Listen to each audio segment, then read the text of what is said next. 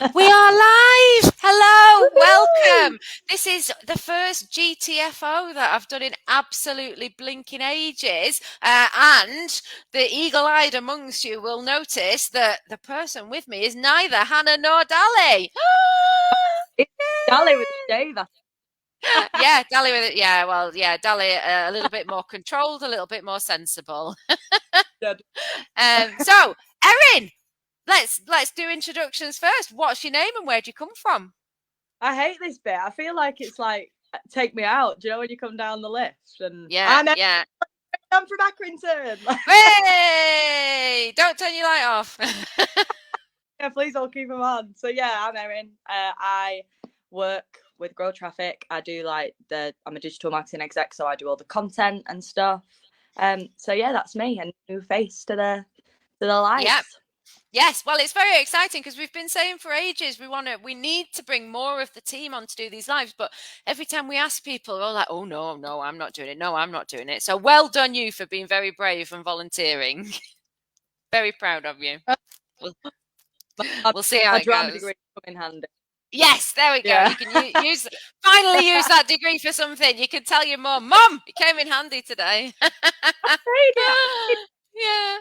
Brilliant. Right. Well, anyway, obviously, I am Rachel from Grow Traffic and Bake Up and various other things and various other hats. But today we are here as a GTFO. We are talking about unique research content. So we've got top 5 tips today on doing and using unique research content. So first things first, what on earth is unique research content? One of the lives that we actually did not that long ago, it was maybe a month or 2 months ago, we did a live on long form content and we talked about how you can use long form content and what benefit it can be and how you can use it for PR purposes and all that sort of stuff. And we touched then on unique research content. And essentially what it is, it's content that you create yourself. A lot of the time, people are going to say, well, all content is content you create yourself. But a lot of the time, if we're creating blog posts or, content for our websites, it's really stuff that's already out there. It's stuff that's already been written. We're doing definitions of things. Sometimes we might be talking about a development in a business or a new product, but most of the time, the content that we're putting out, whilst it's new to us and to our website, it's not a new idea. It's not a brand new, piece of research or whatever. So what we're talking about today is unique research content. It's a piece of content where you have gone out as a business and said, I want to find out this, or I want to see if this is the case, or we think this happens. Let's go and find out if it really does. And you do a piece of research and then you create content off the back of it. Lots of different types of content, and obviously we'll go on to talk about that. But first of all, just a couple of statistics. So 91% of businesses do content marketing regularly now and count content marketing as a key pillar of their overall marketing strategy. So 91% of businesses are creating content online, but only a tiny fraction of those are doing unique research content. So as I said before, most people are just rewriting blogs that somebody else has written, scraping content from somewhere else, making it unique to them and publishing it on their website. This is about creating your own content, your own vibe, doing your own thing, going your own way, as Fleetwood Mac would have said. So why does that matter though? Why do we think that that's going to be important? Well, Google announced just yesterday, I think actually, that there's going to be a new algorithm update being rolled out shortly, and that really is going to focus on the quality of content. Google really wants to make sure that the internet is full of good quality content, not poor. So they're actively saying, if you've got poor quality content on your website, if it's scraped, if it's just a bit shit, if it's old, if it's not relevant anymore, it might actually start to damage your website overall. So they really want people to start focusing on good quality content that adds value, content that says something new, some content that offers a new perspective or a new opinion or a new piece of information to people, because that's going to be more and more important going forwards. I mean, we've been talking about this for a while, haven't we, Erin, about how good quality content matters. And that's the thing that you do as a content marketing executive, isn't it?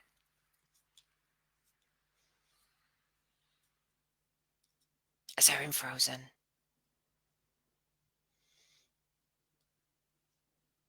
Erin. Am I losing you? Well, I could see you moving, but it's really slow. I think it's a bit of a poor connection, but it's all right. I was just asking, why do you think that good quality content matters? I think as well, we're talking about Google and like that's rolling out, but also like the benefits that it's going to have for your business and like you creating that niche, you setting yourself apart. When someone types into Google that question, that you're the trendsetter for the answers, and you're not just kind of like getting lost in the sea of answers. Yeah. And actually scraping your barrel for their content as opposed to like the other way around, and it just kind of like cements the fact that no, this is my niche, this is what I talk about, this is why I'm set apart from the rest. So actually it's, of course, it's going to do wonders for your rankings and stuff, and it's going to please Google, but actually just where it sets you in the world of business and like customer, Mm. I think it's really important to develop your niche and be like Yeah, absolutely. I mean, and this is what Google released an article, a blog post yesterday, which we can share on the Grow Traffic Facebook page. But they were talking then about, don't write for algorithms, don't write for SEO, write for people, and it is back to that point of, we've always said your content should be people first. But if you are doing content marketing, you need to become the industry leader. So you need to be the one that is going out and finding the answers and finding the new perspectives and offering the new opinions on things that are happening in your sector, in your industry, so that you become that industry expert, that if somebody wants something, you are the person that they go to, and then the algorithms will pick up on that and they will follow on from it. So absolutely, it matters from all of those different perspectives. So I tell you what, I was going to say, let's sort of define a bit more what unique research content is, but we're going to go into that as we go. So let's start with our top 5 tips. So top 5 tips to help you create better unique research content. Tip number 1, understand the why. And we say this is practically our first tip on every live that we do, but understand what you are trying to do, because if you don't understand what you are trying to do and what you are trying to achieve, how on earth are you going to go about it, and how are you going to know you've got the right outcome? So why do you think it's important, Erin, to understand why you're doing it?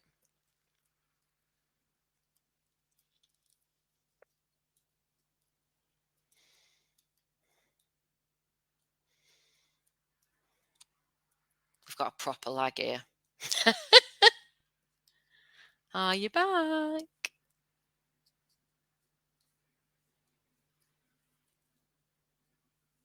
Oh, we've lost Erin. Oh, well. Right. So first things first, understand the why. So the reason that you need to understand why you are doing it is because, if you haven't set out, first of all, what point are you trying to prove? What facts are you trying to establish? How are you going to do it? You don't then know everything else. So if you don't know what you're trying to achieve, you don't know what questions you need to ask. If you don't know who you need to address, you don't know where you need to post your questionnaire or anything going forwards. So you have to understand what you're trying to achieve in order for you to then work out everything else. How is your survey going to be done? Is it a survey? Where are you going to post it? How are you going to get it out to people? Who are you going to interview? Erin, we lost you. I was just asking, why do you think it's yeah. important for us to understand understand the why first? Why does that matter? I think the why is the most important part of, well, any strategy, but like the framework going forward. You need to know like what answers do you want to get out of this? Are you prepared for the answers that you don't want, or that you're not like that are surprising to you? And are you prepared with what you're going to do for those? And also, like, how long is this going to go on for? Like, are Mm-hmm. we first answer and yeah, I'm happy with that and I'm going to create my content around that, or am I going to be like running research for months and months and understanding why, like why I'm going to do this, what I'm going to get out of it? I think that's like the starting line to start any kind of strategy, really. Absolutely, and that's a really good point actually as well. That understanding that you might not get the answer that you think you're going to get. That in a way, that's when scientists always say, isn't it? That's when experiments get really interesting, when they propose that they're going to do an experiment and they're going to get this result, and then they don't. Then you've got all of those other questions. So it's exactly the same with this type of research, whatever sector you're in, whether you're surveying customers or the industry, or somebody industry watchers or whatever it might be, you know, you might not get the answer that you think. And in a way, that could be more interesting than getting the answer that you were predicting, because that then takes you in a whole new direction. You know, again, one of the main reasons that people would undertake unique research content is so that you can offer a new voice. And so getting an unexpected answer really enables you to do that. You can go, actually, we've all been saying this as a sector for years, and I've just done this piece of content and it's not that, you know, and you can really make a big splash with that. But again, because like why am I like doing a piece of content or a piece of research like in the future? Like, say if I'm writing something about myself, if my why is to make myself look really good, I'm going to ask all my best friends like and my family about, do you know what I mean? If that's what my why is, if actually I want to learn more about myself and I want to give like a, I mean, I'm using myself as an example, shock horror, but like a true representation, I'm going to ask like people I went to school with. And do you know what I mean? It's like, if you know what outcome you want, whether it's the answers or not, then you kind of know who to ask and how to ask them and how long to ask them for. I think it like gives you a good overview of the whole process, really. Yeah, and I mean, all exactly that, and also, you know, really basic things like, what are you doing this for? Are you doing this because you want to write a blog post? If you are, you know, don't spend 6 months doing research for one blog post. If you're doing it because you want to write a book, then maybe you do need 6 months worth of research, and you need to collect a lot more answers, and you need to ask a lot more people. So absolutely, it's that basic, you know, what are we trying to achieve? Why are we trying to achieve it? How are we going to go about it? You know, plan first, and then everything else will follow on from that. So yeah, perfect. So top 5 tips. Number 1, understand the why. Number 2, be specific and don't overcomplicate things. So, you know, what we mean here basically is devise a really good questionnaire, or, you know, however you're going to do your piece of research, make sure it works for that purpose. You know, again, if you're trying to find out an answer to a specific thing for a blog post, you're not going to need a 50-page questionnaire that you're sending out to people, because it's going to bore the socks off them. So again, plan that properly and then be really specific about how you're going to carry this out. So Erin, what do you think? You know, what are the different ways that people might be able to sort of carry out some research but keep it on point, do you think? I think once you've got a plan and you kind of know where you need to get to, then you can ask 3 questions as long as you know where you need to get to. Do you know what I mean? So, I mean, I don't know, Rachel, like specifics, but like I just think the specificity, is that a word? Is that a word? Yes, it is. Yes. Of and of your route is going to help you kind of narrow it down. And I think narrowing it down when it comes to research is, especially research for content, is important, because like we both said, like we can do it for days and days and days and weeks and weeks and weeks for one blog. There's no point. Yeah. But yeah, what do you think? Like, Well, I mean, also there's the basic point of not boring the pants off people, isn't there? Not boring the pants off. You know, if you're going to ask people to do a piece of research for you, you don't want to then give them a 50 questionnaire that's going to take them 5 hours to see. You know, they're going to get bored. Nobody's going to do it. So keep that as brief as you can, but also for your own benefit. If you've then got to wade through all of those questions and from all those different people, that's going to take days. So, you know, the more simple you can keep it, the better it will be for everybody concerned, and the more likely it's going to be that you're going to get the answer that you were hoping or wanting at the end of it. So just basically, you know, tip number 2, don't overcomplicate it. Simple is better in all cases. Okay. So tip number 1, understand the why. Tip number 2, don't overcomplicate it. Be specific, keep it simple. Number 3, be savvy about the process. So this one really follows on from point number 2, and we're saying now you've sort of devised your questionnaire, you've kept that as brief as you can. Now it's, how are you going to get that out to people in the best way possible? And here we need to start thinking about, you know, what platform are you going to use to devise your questionnaire? Are you going to actually write one and print it out, or are you going to use a doodle poll, or are you going to use SurveyMonkey or one of those online ones? And then where are you going to put it? You know, how are you going to get it to people? So go on, Erin, talk to me about this. What are some different ways people could use? I think it's about as well knowing like your business and your presence. If you get most of your engagement on Twitter, do your questionnaire on Twitter. If you get more people reading your blog posts, put a little thing in your blogs about go to this page to do a survey. I think it's about understanding your audience and who you're talking to. You're going to get a different audience on Instagram than you do on your website. Like, that's just the way that these things work. Who are more likely to fill in this survey and give you proper answers and kind of guide your path the way you wanted it to go. And it's kind of just like playing it by ear. I think once you know your audience and you know who to pitch it to, then you can, and the different styles as well, like you can kind of just take them to a different website to fill in a longer survey from a blog post, but no one can do that on an Instagram post. So it's just about knowing your audience and knowing who's going to engage to kind of help you with like email marketing, and there's loads of different routes that you can go down as long as you know you're talking to the right people. Yeah, absolutely. And again, this comes back to, this is all back to point one, isn't it? Once you've understood who do I need to ask, if it's your entire audience, then you're going to have to potentially come up with multiple ways of getting this blog post out to people. You're right. Some will need it on email, some will need it on social media, or probably all of the platforms. If you've got a physical premises building, maybe a shop front or an office or whatever, how are you going to get those people engaged? Maybe you do a poster with a QR code that leads people to an online survey, or, as I said, print some out and leave them there. So, again, understand who you need to ask, and then you'll know the best way. I think the other thing as well to bear in mind here is you can do the same survey in different ways. So one of the things that you could do, maybe use like polls on Instagram, Twitter, Facebook, whatever, and split your survey down into questions and ask a different poll. Ask one question on a poll each day, say over the course of a week, so that you gather your data like that. It does make your life a little bit harder because you've got to then collate it all in one place. But think about what's easy. Again, if you've got a really young audience who are not going to sit there and write detailed answers to questionnaires, split it up. Put yes or no answers, make it so that it's simple. If you've got potentially an older audience, bit more time on their hands, bit more willing to write and expand on things, maybe you want to send a written questionnaire out in the post to them so that they can actually sit down and spend the time and think about it and fill it out. So, again, back to know what you're trying to achieve. That'll help you figure out the best way of doing it, won't it?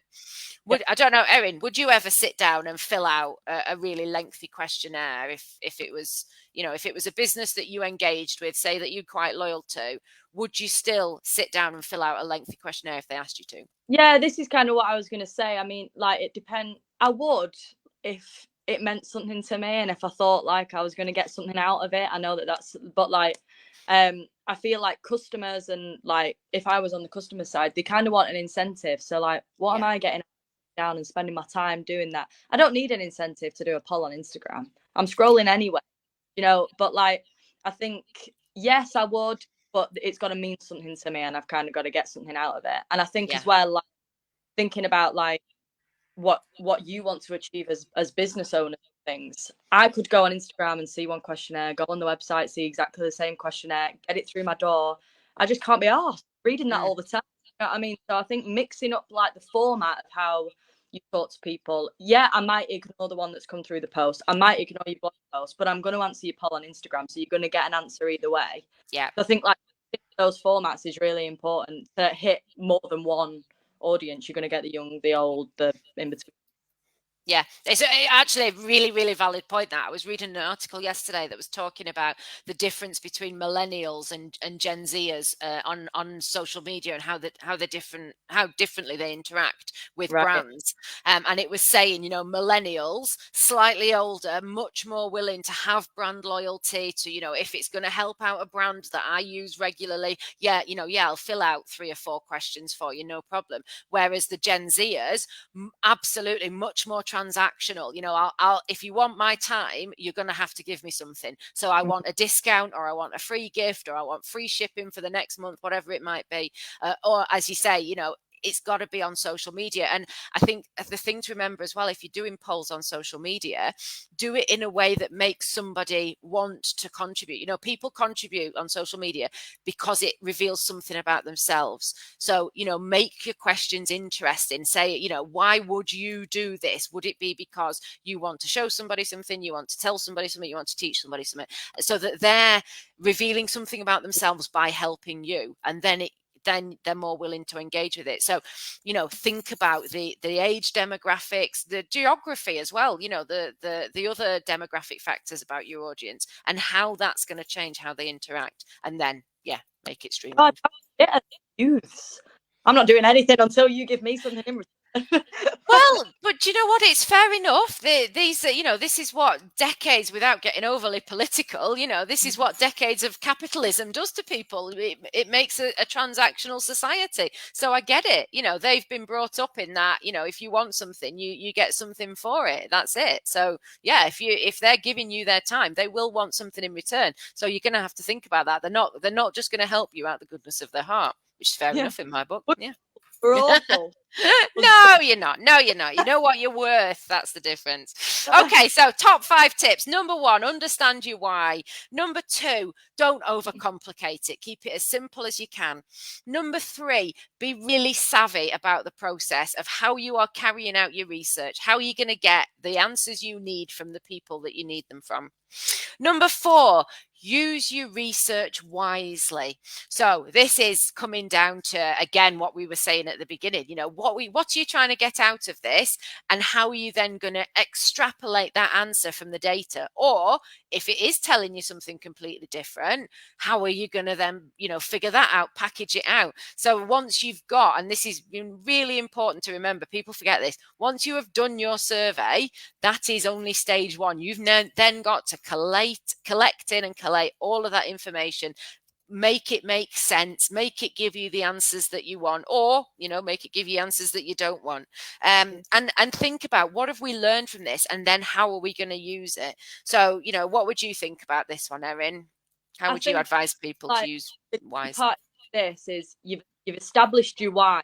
You know why you're doing this research. So if you're then presented with all these answers thinking, oh shit, I don't want that, no, I'm going to change why I did it, and I'm going to let it tell you something about the first part. You know, change yourself along the way to fit with the answers, make your answers fit with your why, and kind of stay true to the reason, that reasoning and research stuff. If you're presented with all this surprising information, like if all my best friends tell me actually I'm a shit person, like, oh right, okay, so what? Do you know what I mean? Like, that wasn't what I was expecting, but what am I going to do about it? How does that now fit with why? Not, oh shit, well, I'm not going to do a blog post because I didn't want those answers. Do you know, like, it's just about fit the step number 1 step.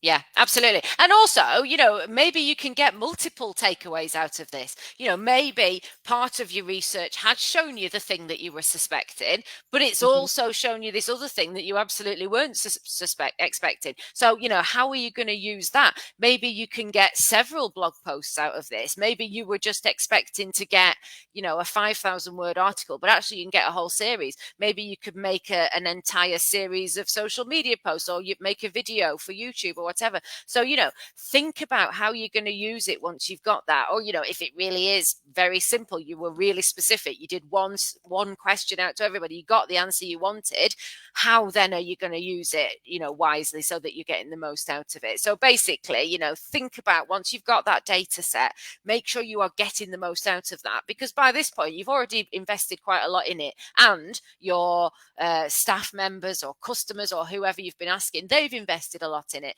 So, you know, it's only fair that you use it and use it wisely, so that you're actually getting something out of it.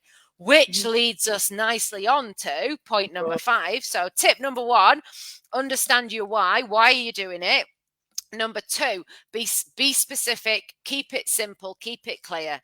Number 3, be savvy about your process. You know, make sure you're getting the right questions to the people who want them in the right way.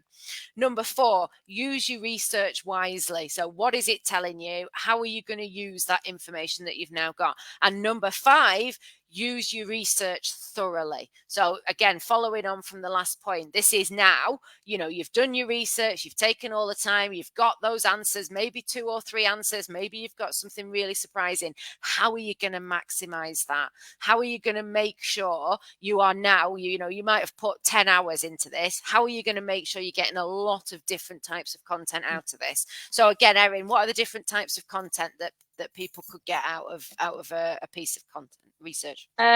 I mean, there's loads of different types, like blogs, emails, social media, like everything that you sent your your surveys out can all like the findings can also go out in those ways. And I think this with that thing that we've been talking about, like tell the people what they've been helping you with. Do you know what I mean? I think as well, like if it's only the people that have filled out the written forms through the post, don't then post it all over social media and not post it through their front doors. Do you know what I mean? Like think about where you've got this information from and turn it back around onto itself to give the people what they want, you know. Give the people what they want, yeah. they've been giving you that, like I think it's really important when you're asking people to spend some time doing these surveys and they've been loyal to you and they're visiting your social media, to then not post any of those findings on social media.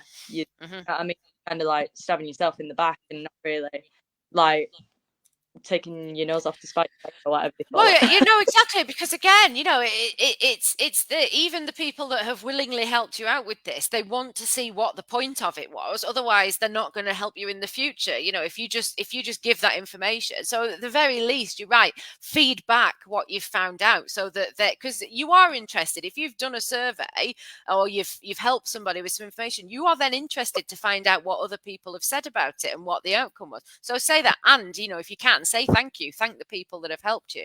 Yeah. I think the other thing as well is use it as many times as you possibly can. So it doesn't have to, you know, yes, you can create your first piece of content, put it out on social, on your email, send it in the post, all the rest of it. But can you then create further things from it? So can you then do sort of follow-on findings? Can you break out some of the statistics you've found and make a series of social media posts? Another thing that it's really good to use this for is PR. And we talked about this when we were doing the long form content a few weeks ago.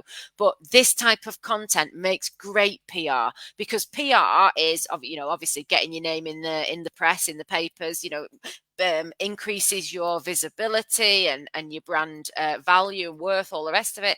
But really, you've only got a story if you're saying something new. Otherwise, you know, there's no point putting an article in the paper. Yeah. So just by doing this piece of unique research content, you've probably got something new to say. You've got something to contribute to your sector. So can you get some PR out of that? Maybe contact a PR agency and or send a press release out, or however you want to do it, and leverage it so that you get in that industry expert position because you've done this. Anything else, Erin? Anything you want to add on that, on different ways of using it? No, I think it's just about, like we've spoke about way back at the beginning, and knowing our why. It's about setting ourselves apart and creating this niche and seeing ourselves as the leader in these industries. So therefore, like, do the right thing with it. Like, make yourself the industry, make yourself the one to watch when on this topic, and kind of like hit all the checkpoints to make that happen. I think it's really important.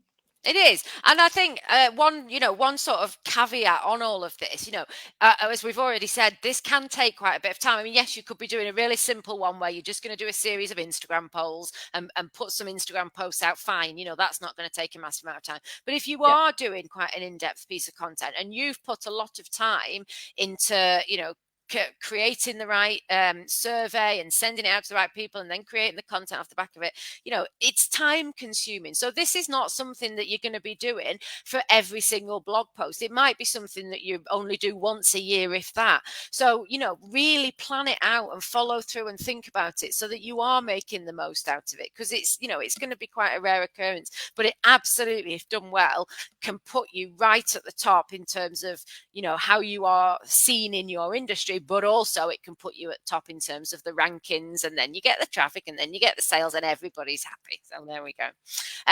So I'll just recap the top 5 tips, and then Erin, I'm going to come back to you for your final one piece of advice. So top 5 tips on unique research content. Number 1, understand your why. Why are you doing it? What are you trying to get out of it? Because that will determine everything else. Number 2, don't overcomplicate it. Be really specific. What are you trying to do and how are you going to get it? And don't waffle on anymore. Number 3, be savvy about the process. So where do you need to create your research? Who is seeing it? How are you going to get it to the people that you want to answer? Do you need to offer them something in order to get them to do it? Number 4, use your research wisely. So how many different conclusions can you get out of it? How are you going to use them? Are they surprising? What are you going to do with that data now you've got it?